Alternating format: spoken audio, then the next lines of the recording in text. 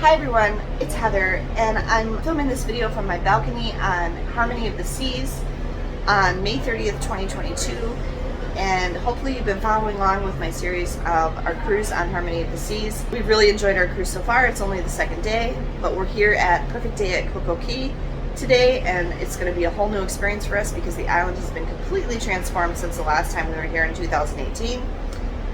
In today's video, I want to talk to you about a couple of real disadvantages to not necessarily booking the cruise last minute, but checking in to the cruise last minute. And those were kind of related, and I'll explain to you why. In an earlier video in this series, I explained that I booked this cruise very, very last minute.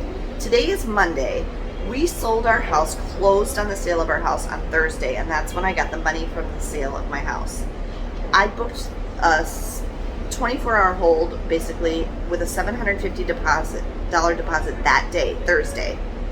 And then at 4:30 a.m. on Friday, when I happened to be awake because I had to go to the bathroom, I went back on to the Royal Caribbean website once my payment to my credit card had posted overnight and paid for the rest of the cruise. So it was just over $5,000 when I paid for it on Friday morning, and I paid the $750. So probably just under $6,000 for the three of us for this 7-night Eastern Caribbean cruise on Harmony of the Seas at the end of May 2022, with a 30% off Memorial Day weekend sale, which was kind of an extension of the WOW sale. So I don't think I really had any disadvantage in price by booking late, but also there wasn't really any advantage in waiting that long. I mean, I didn't have a choice but to wait that long because I didn't have the money before then. But just to let you know, like, there's not really any big price advantage to waiting until the last minute to book. And actually, I was nervous. I wasn't sure we were going to be able to get a room on the ship. One big disadvantage was I think I got the last available ocean view stateroom, balcony stateroom on the ship. So if there's a particular room type you want, you definitely want to book earlier rather than later to secure not only the type of room, but your position on the ship. It's better to book earlier. The real big disadvantage was in checking in late. Because I only booked the cruise on Friday morning, paid it off, we still had to do our COVID test that day, we still had to pack that day, and we had to fly to Florida that day. So Friday was a very, very busy day. We got to Orlando and stayed at the Hyatt Regency at the Orlando International Airport at like 1 o'clock in the morning. We went straight to bed. The next day I had to pick up my rental car. We drove to Port Canaveral, and we were, doing things. And so I didn't get to check in for my cruise, do the online check-in, until late in the afternoon yesterday. You can check in online 1 to 3 days ahead of your cruise. So what happened was there were literally people checking in online for this cruise before I had even booked the cruise. So that proved to be a real disadvantage because, for one thing, the window had closed for me to pre-book anything, including internet packages, photo packages, drinks packages, shore excursions, which was the big one, dining reservations, all of that. Now, I didn't have any trouble getting dining reservations or the dining package that I wanted. I got a 3-meal specialty restaurant dining package. And I didn't have any trouble getting, some things are unlimited. I didn't have any trouble getting a photo package. I didn't have any trouble getting internet, and I didn't have any trouble getting the drinks packages. We got soda packages, because all of those are an unlimited supply thing that they'll sell you at any point, either before the cruise, the first day of the cruise, or any other day of the cruise. Honestly, they'll sell them to you at any point. And so those weren't a problem. The two places that I ran into issues because I checked in so late, booked so late and checked in so late. The booked so late affected our ability to get shore excursions.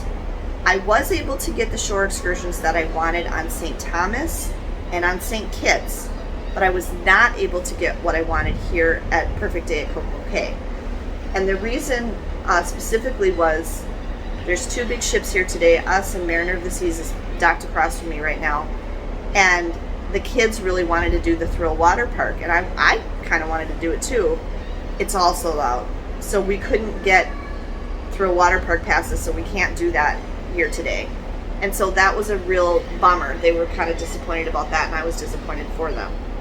So they are going to do the zip line experience, but we can't do the water park. So that was a big disadvantage. Another little thing I just want to add, if you're waiting to buy stuff when you get on board, this was a new experience for us. This is the first time we've encountered this, and I have seen this in other people's videos, and I don't know if this is a new thing, if this is a Royal Caribbean thing, but that doesn't really make sense because our last cruise was Royal Caribbean and it wasn't like this, or if this is a big ship thing. But on every other cruise I've taken previously, which prior to this one this is my 6th cruise, so 5 other cruises, they've given us our cards, like our Pass cards or our, your key card thing that you use to open your door and pay for everything and get on and off the ship and that. They've always given us those at the terminal when you check in at the cruise terminal. But here on Harmony and on a lot of other ships I've seen videos about, they're in an envelope at your door. So we didn't think about that because we were used to getting them at the terminal. I mean, we knew we didn't have them. But when we got on the ship, because I checked in so late, because I literally didn't have time to do our online check-in until late afternoon on the day before the cruise. So many other people had checked in before me, and I was checking in so late, so we also got assigned a very late boarding time. We didn't get to board until 2 o'clock, and the ship left port at 5 o'clock. There were still some people coming on after us, and there were plenty of people getting on at the same time as us, but a lot of people had gotten on before us. And for things like shows, I don't think you could reserve those. I'm not sure when you could start reserving those. And there seemed to be some kind of technical problem yesterday with the Royal Caribbean app, and I couldn't even see the shows on the app, and I kept getting error messages and stuff, and by dinner time they had fixed it. But I was able to get a reservation for Greece, the main stage show, while I was at dinner last night, but it must be on multiple days, and it was the last available one on the last night of the cruise, or the last afternoon of the cruise. But we're really disappointed because we didn't get reservations for the ice show, which sounds really cool. It's 1887 and it sounds really neat, and by the time we were able to check in and the app was working and everything, that was completely sold out. There was a significant difference in how late we checked in, which was related to how late I booked the cruise, because then I was doing stuff and traveling and didn't have enough time to do my online check-in. That affected our ability to do certain things and secure certain things that had to be reserved ahead of time. And so the 2 big ones for us were we were not able to get throw water park tickets for here at Coco Key, and we were not able to get reservations. It's not any extra charge, but the shows have a limited capacity, and so we were not able to get reservations for the ice show 1887. So those are 2 kind of disappointing things that only happened because I booked so late and because I checked into the cruise so late. And then going back to that key card thing, when we first got on board, I sent Megan off to film around the ship when that video has probably already gone up. And I went to make all these different reservations. I didn't have my Pass card. I totally didn't think about that. So I had to trek. The elevators were crazy busy. So I trekked up 5 flights of stairs to our room on deck 10 and got my card, because without my card, I couldn't book anything. So be aware of that if you're getting on a ship where they have the cards at the door. And I don't know, is that every ship now? Or is it just, what is that? Tell me, because no other cruise I've ever been on has that been the case. They've always given us our cards when we check in at the terminal.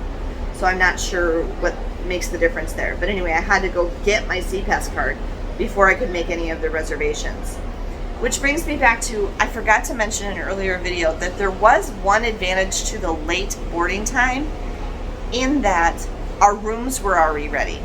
Now, we didn't go to our room until basically like 3 o'clock, but we could have, because the rooms were already ready. Because on our Mariner of the Seas cruise in 2018, we got on the ship at like 11, 12, and we had to wait a couple hours. We went and had lunch and we walked around. It was very hot. We couldn't get into our rooms until after 1 o'clock in the afternoon. But on this one, we didn't have that problem because the rooms were already ready by the time we got on. You know, by the time we went through the whole check-in process and the health screening and all of that, it was probably 2:30, 3 o'clock. And so the rooms were already ready. So that was one advantage, I guess, if you want to be able to just go to your room and chill in your room. So anyway, I just wanted to share my thoughts with you on that, on some things that you might want to consider if you're booking a cruise very last minute, or some things that you want to consider no matter when you book your cruise as far as online check-in. I would encourage you to do your online check-in at the earliest possible opportunity, because it definitely is going to help you out, especially if it's a bigger ship with a lot of people on it. Do your online check-in as soon as it opens up to you. Hope this video was helpful to you. Give me a thumbs up down below if you enjoyed it. If you're not yet subscribed to the channel, please consider subscribing. Have a great day, everyone, and safe travels.